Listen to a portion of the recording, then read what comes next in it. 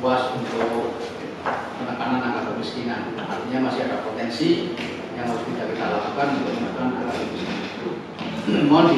Kalau saya lihat untuk eksekusinya atau intervensinya penekanan angka kemiskinan ini samben itu artinya tidak ada program khusus memang mengarah ke sana, tetapi bila ada program ini kan bisa untuk menekan kemiskinan, bila ada program ini kan, tetapi tidak ada grand skenario fokus untuk ini penyelesaian seperti ini dengan baiknya address dan penyakitnya masing-masing terdata, terfoto secara jelas, maka penyelesaiannya pun masing-masing kegiatan di masing-masing OPD sudah tercover. Apa yang harus dilakukan oleh tenaga kerja? Maka tenaga kerja kalau membuat pelatihan kerja pun mengarah ke sana. Kemarin kita ke sana itu ke kementerian juga. Kemudian diperkin apa yang daerah umumnya apa agresnya. Ini kan masih geser-geser saja. Yang apalagi yang ekstrim ya, yang harus ini kita komitmen tahun ini harus selesai misalkan tahun 2000. Ekstrim itu yang seperti apa? Kita kadang mendengarkan ekstrim tapi nggak tahu persis definisi ekstrim dan nilai-nilai yang ekstrim itu apakah kemiskinan paten dari bapaknya ibunya sampai satu keluarga itu, ini juga itu kalau itu kemiskinan yang menurun dari bapaknya ke anaknya. Nah ini perlu diurai sehingga eksekusinya pun, intervensinya pun harus lebih akurat, lebih jitu Pak Sekda. Sehingga ya mungkin ini kalau Pak Tris menyampaikan ini lebih sesuai dengan sudah di jalan yang benar ya. Sudah di jalan benar itu by design apa dilalah apa kebetulan. Saya menganggapnya itu kebetulan. Jadi olahraga begini, orang tahu latihan di dalam mana nggak? Ini saya menganggapnya gitu. Betul. Jadi apa yang faktor beculnya? Kadang temenan ber mesti betul. Lalu lesson betul, gimana kan? Beculnya ditingkatkan itu loh maksud saya. Ini yang saya begitu. Nah ini Pak, harusnya penurunan angka beculnya bisa tekan lagi yang lebih drastis. Kalau permasalahannya kan jelas ya, kurangnya kemampuan keterampilan bagi mereka.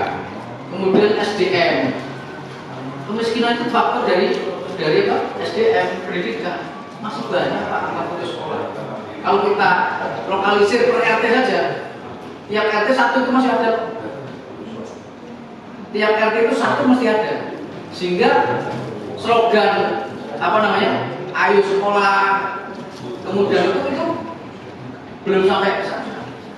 Jadi angka putus sekolah dari SD nggak melanjutkan ke SMP atau SD berhenti, SMP berhenti karena faktor-faktor ekonomi ini masih banyak. Jadi memperparah dari faktor kemiskinan itu sendiri.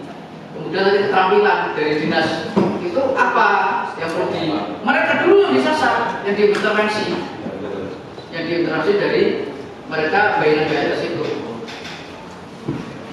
Kurangnya infrastruktur datar dan masih muncul ini birokrasi yang cukup rumit, birokrasi yang di dalam mengakses mereka. Itu orang akhirnya apatis. Ini beberapa hal yang menjadi kajian saya, catatan untuk penekanan angka kemiskinan. Jadi saya mohon penyelesaiannya itu terpadu. Ini masih ada waktu tahun 2026. Semua sinergi. Kalau ini mungkin berbagai desain tinggal dikoordinir saja. Mana-mana yang mengarah itu pergi apa ini yang dilakukan ini, yang dilalah itu dikumpulkan untuk menekan itu. Yang dua ada 3 kecamatan. Kajen. Yang dulu berapa? Ada berapa kecamatan? Izin pimpinan untuk fokus kemiskinan ekstrim tahun sekitar 5.000 sampai 6.000 itu tersebar di banyak desa. Ada nggak datanya BNN? Ada. Ya, karena ini dulu menjadi salah satu program prioritas ketika masa pemerintahan Pak Jokowi. Ada Impres 1 2024 yang terkait dengan bisnis ekstrim. Tahun ini kami belum dapat data 2025 karena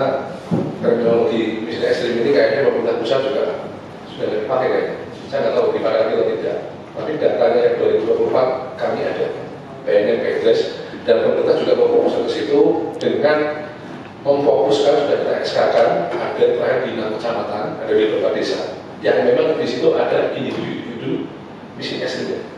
Itu kira-kira kalau kita bicara miskin ekstrim.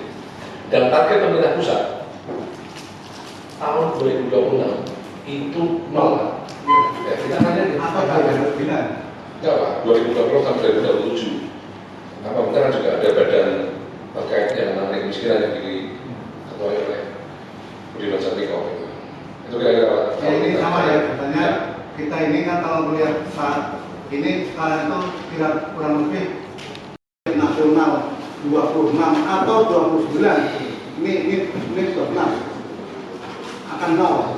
Nah sekarang kemiskinan ekstrim itu yang ketidakmampuan menurut kebutuhan dasar itu ya infrastruktur rumah.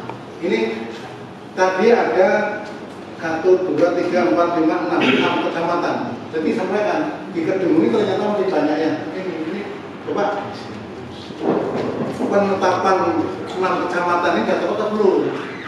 Kalau sudah tepat maka Kedung, Wonoprigo, Aceh, Kesesi yang tahun kemarin itu masuk sekarang tidak, berarti Kesesi selesai saya pindah ke Wonosobo misalnya. Ini kan harus kita adu juga. Dulu penanggulangan kemiskinan ekstrim itu lebih banyak melalui stunting, sehingga ada program makan bergizi itu. Waktu itu kan 2 tahun yang lalu. Sekarang saya mohon, kenapa kok Kesesi itu sudah hilang? Benar tidak? Kesesi sudah hilang, kok ganti Blora, ganti Karanganyar. Saya mohon datanya, perkembangan data ini yang pertama. Kemudian yang menyangkut strategi garis kemiskinan tadi yang kita ingin lebih tinggi dibandingkan Batang dan lain. Kalau begitu sekarang angka kemiskinan ekstrim kita itu total berapa menjadi berapa? Dengan penanggulangan yang dulu disampaikan 2 tahun yang lalu kita ada tim penanggulangan. Sekarang berapa realnya? Kalau nasional itu 0,8 atau 2,5 juta, itu kalau sekarang berapa? Dan sebarannya di mana?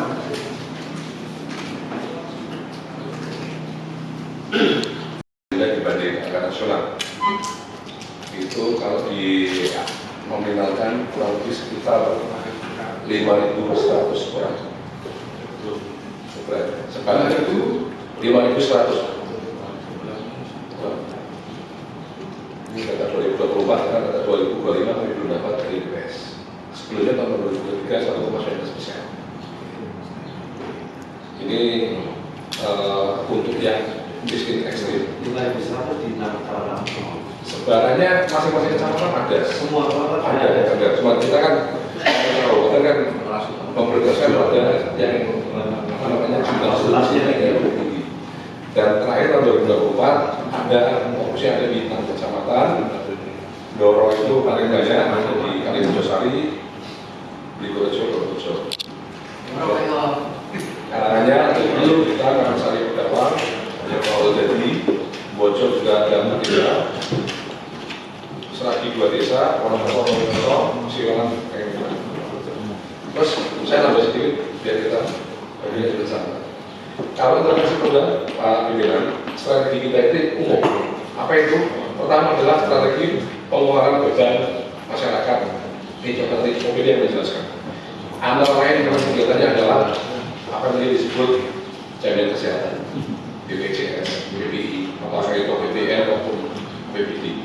Terus kemudian penyediaan alat bantu dinas sosial ya, sama untuk apa namanya penyediaan makanan untuk PNS, pendidikan ada dana bos, terus kemudian BKP desa.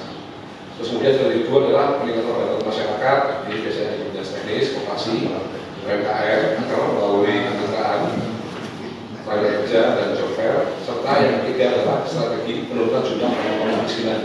Jadi masalah pendidikan yang umum, jadi masyarakat di sini lah. Kayak dengan KLH, penanganan umum, serta bantuan jam sosial itu masuk di sini.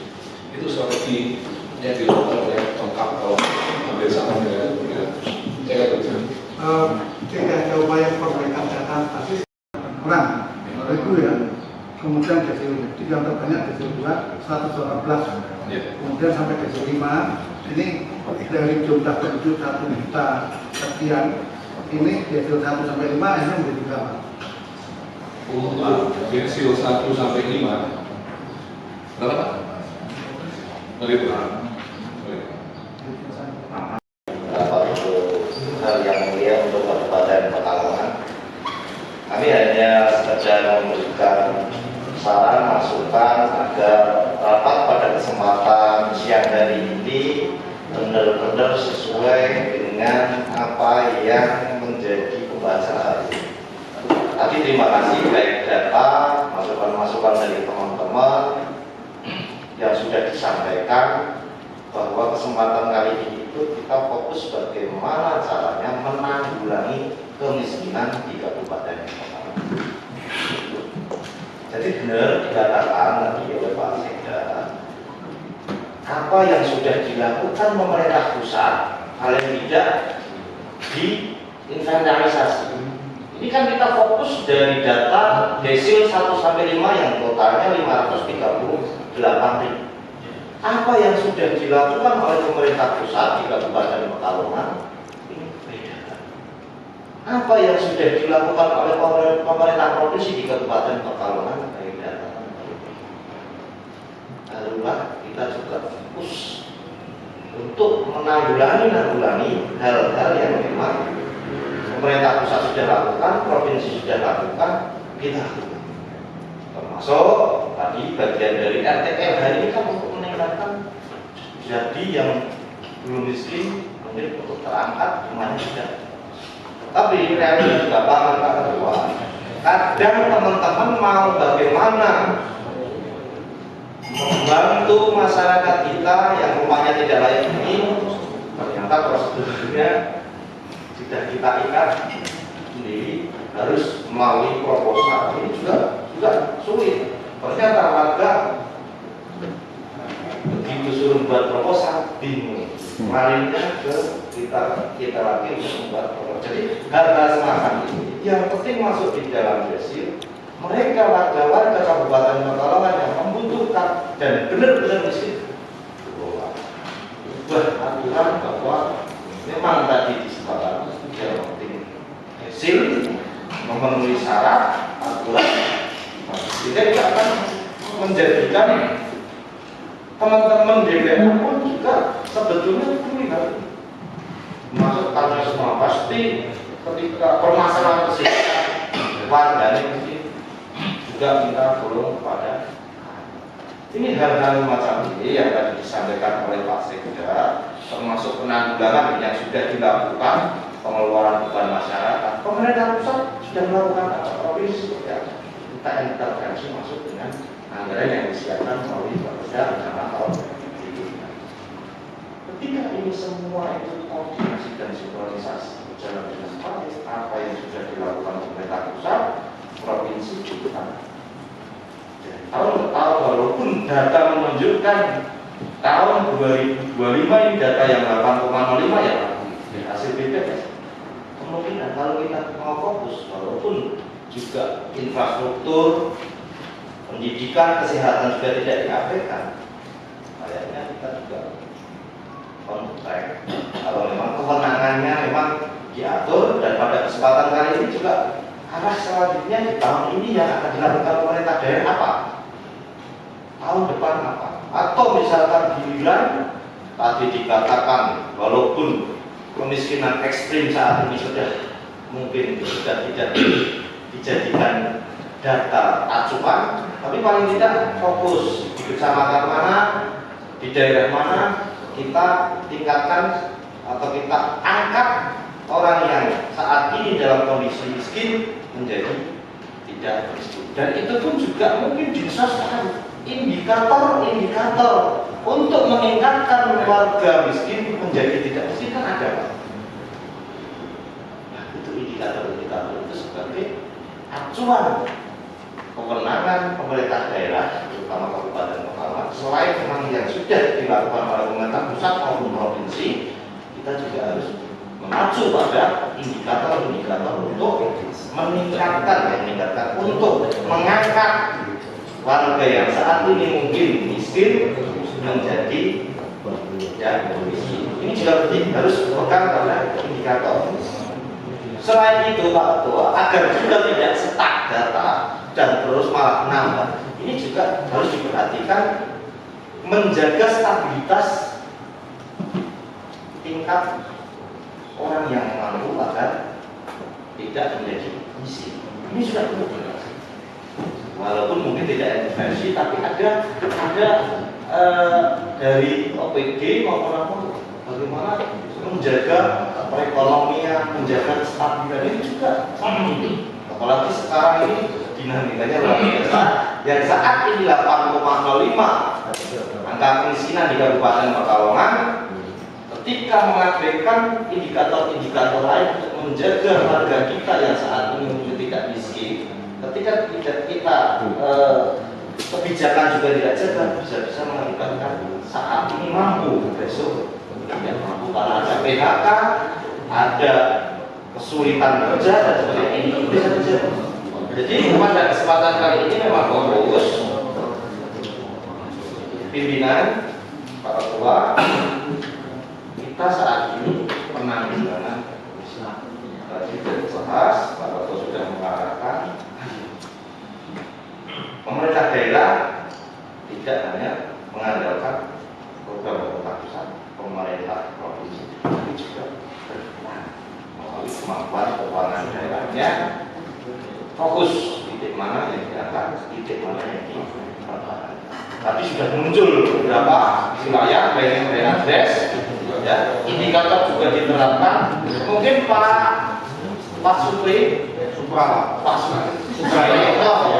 Suprayoto dan Rutilo, kita indikator apa saja sih untuk meningkatkan orang, ya, barangkali bisa kita intervensi melalui pokok pikiran apa saja indikator.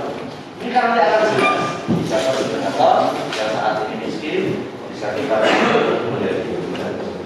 Prinsipnya seperti itu Pak, peran koordinasi, kepentingan dan apa yang memang menjadi langkah kita ke depan dari sepakat Kabupaten Pekalongan. Walaupun dari daerah buat PAUD yang bermutu, kemudian SD yang menjadi rujukan, SMP kita dorong, itu Malia atau MO ataupun Konan Provinsi.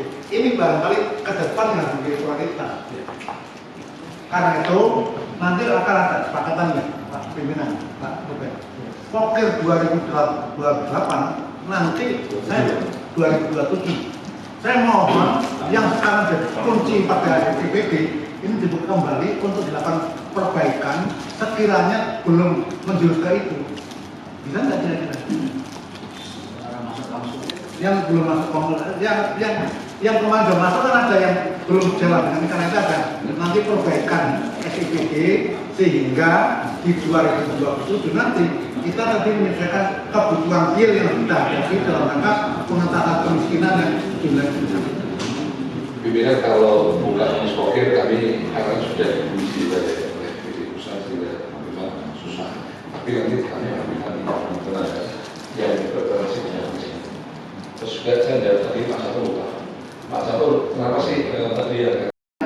Perlu disepakati fokus program yang pertama adalah penanggulangan kemiskinan sosial nanti seperti apa, kemudian dalam rangka etalase pembangunan daerah yang pertama adalah jalan, ya ini utama, kemudian sampah yang sudah kita ingatkan terus bagaimana penanggulangannya, kemudian pemberdayaan SDM ini eksekutifnya Pak.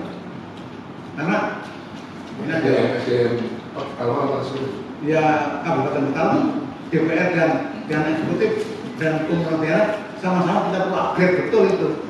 Karena selama ini kan sorotannya kepada SDM-nya, motifnya, niatnya, bergerakannya ini kan mungkin ada terapi, saya katakan terapi lah, agar masa lalu sudah saya masa lalu berakhir, sudah ayo kesana kita tingkatkan kualitasnya, kualitas kinerjanya, clean-nya, juga tidak begitu.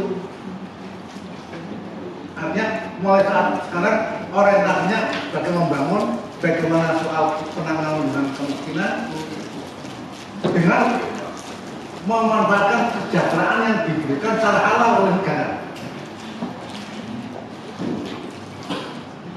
Ini ada wartawan, saya sampaikan nggak apa-apa.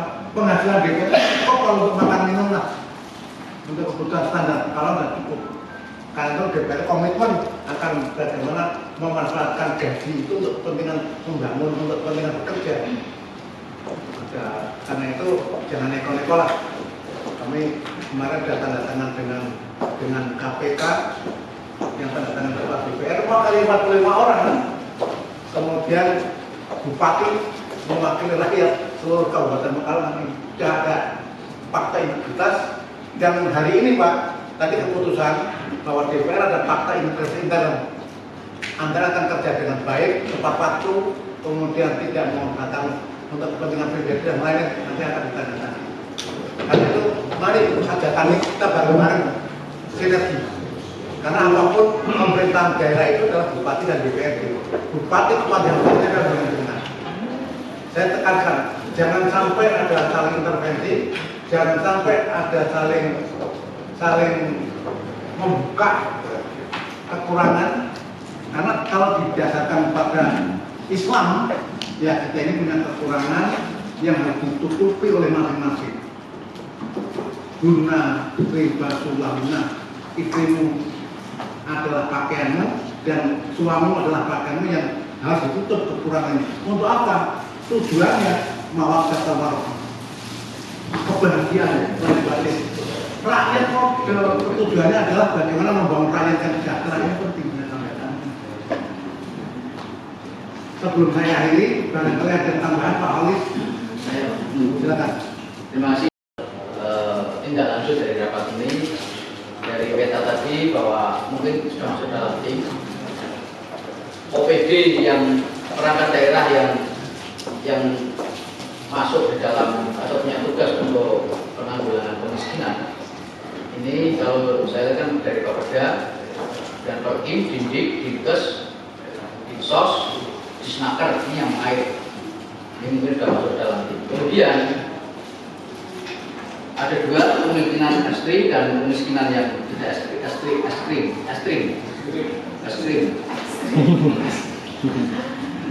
Ini menurut saya fungsi kontrol kita juga kita manfaatkan. Apakah dari yang kemiskinan ekstrim ini sudah dapat perhatian dari pemerintah atau kelewat?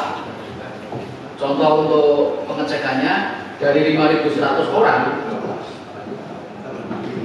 apakah itu sudah dapat PKH? Ini itu jangan sampai ekstrim tapi ternyata tidak dapat PKH. Karena PKH ini menjadi bagian yang mungkin ya mohon maaf ya dipolitisasi di desa. Ketika itu tidak menjadi timnya saya yang kepala desa ya, atau kadang-kadang itu dipindah, digeser. Saya pernah alami, saya pernah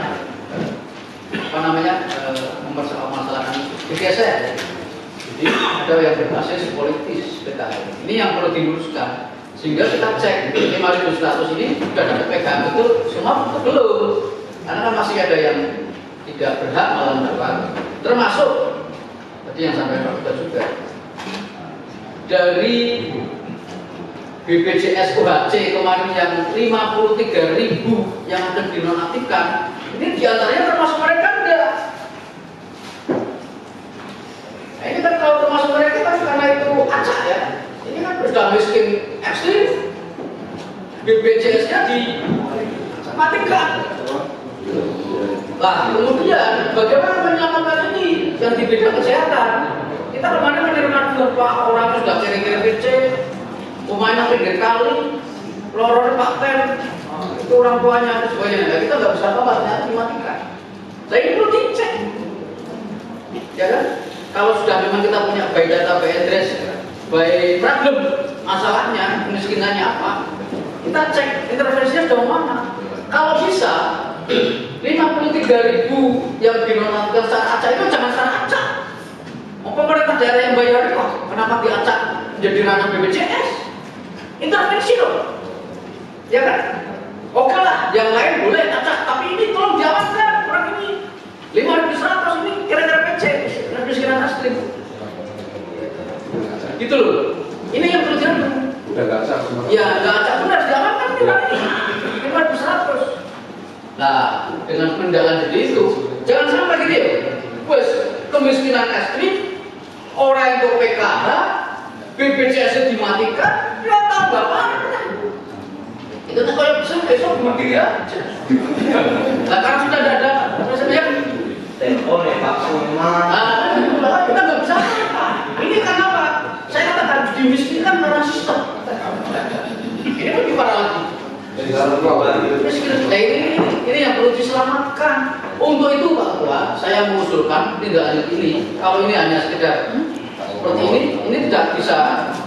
Kita DPRD, saya mengusulkan membuat pansus penanggulangan kemiskinan untuk melakukan fungsi kontrol dan ini semua mengawal. Ya, kalau enggak, mungkin turun ya, turunnya hanya sekedar 0,5%, 0,1%, tidak begitu signifikan. Padahal tidak potensi. Dan untuk menyelamatkan mereka, BPJS itu sudah perlu diintervensi, itu tidak sembarang itu. Oh, yang bayar kita kok, yang menentukan kosannya, kan pokok itu. Kata Cak ini yang menurut saya perlu diselamatkan. Jika saya mengusulkan Ketua, tidak lanjut kita DPRD untuk membentuk pansus kemiskinan ekstrim. Terima kasih. Tidak pernah Nandung, Matun, paling-paling ngobrol gemak paling kering. Kalau Pak Tanjur tidak mungkin lah, karena orang Kerambi itu tidak ada yang petani. Kalau saya hanya petani. Kemudian pelatihan keterampilan kerja ini nanti untuk dilakukan ini dinas UMKM. Kemudian yang ketiga strateginya dinas perpustakaan peningkatan akses infrastruktur dasar antara lain perbaikan rumah tidak layak huni. Nanti seperti apa? Ini untuk bisa dilakukan penyempurnaan proses karena RTLH dari POK itu kadang-kadang gagal karena tidak sinkron antara yang dibutuhkan dengan real. Karena itu nanti polanya seperti apa? Ini coba nanti dari dinas LH mungkin untuk koordinasi lagi.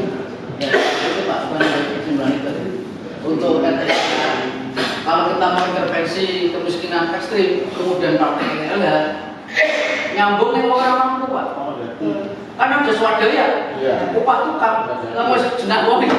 Ngomong dengan ekstrim harus swadaya. Itu makanya harus berubah itu yang itu loh Pak, Mas. Balik pada begitu ya. Kemudian penyediaan air bersih. Ini yang terjadi di Posiwalan air bersih di persoalan serius. Ini nanti seperti apa? Termasuk nanti PDAM barangkali penyediaan rumah sakit di sana. Bagaimana yang dilalui PDAM itu harus ikut makmur karena bisa menggunakan air bersih. Kemudian peningkatan kualitas SDM seperti peningkatan aparat sipilnya. Saya melihat pendidikan peningkatan kualitas itu sekarang kok jarang ya. Nggak tahu ya. Memang nggak ada perintah. Karena itu ini coba nanti Pak. Ya. Nah, pokoknya ini kan saran ya, karena ada itu ya peningkatan kualitas. Kemudian juga peningkatan program advokasi bagi masyarakat.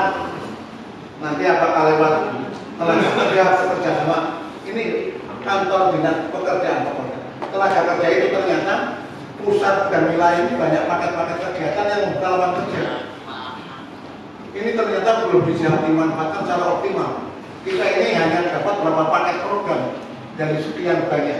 Ini kalau saya katakan ini apakah karena PLT atau karena tidak semangat mengapa menjadi turun drastis di dinas tenaga kerja paket-paket kerja menjadi nol. Magang gratisnya karena ini menjadi catatan maksudnya.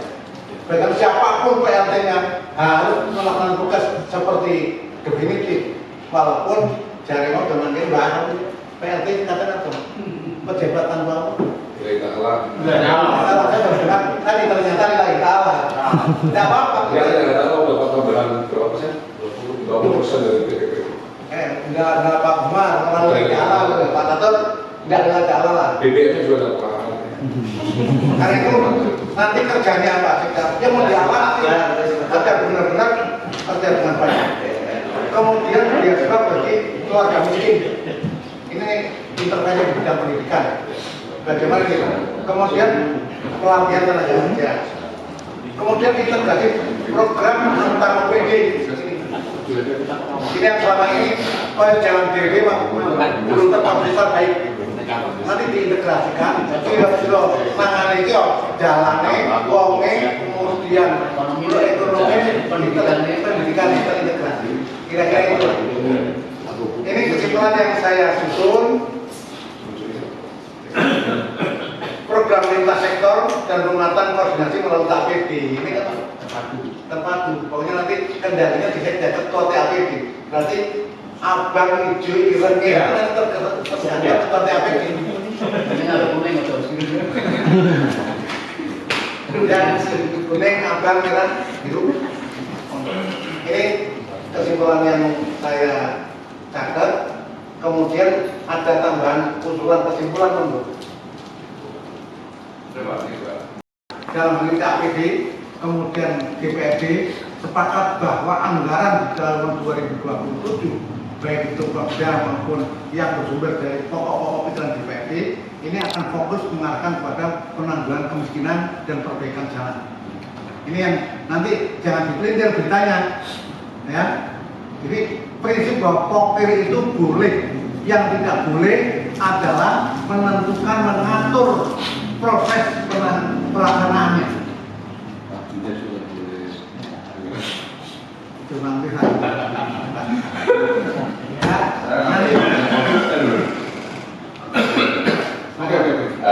Saya nambahin ini tadi tentang BPJS kemarin ya. Nah ini sangat hampir waktu itu penduduk yang belum ada juta itu sudah hampir 50%. Ya, sekarang tidak tahu, sekarang tapi kelihatannya saya tanya komisi yang terkait turun, tetapi kan jumlahnya masih ya berganti.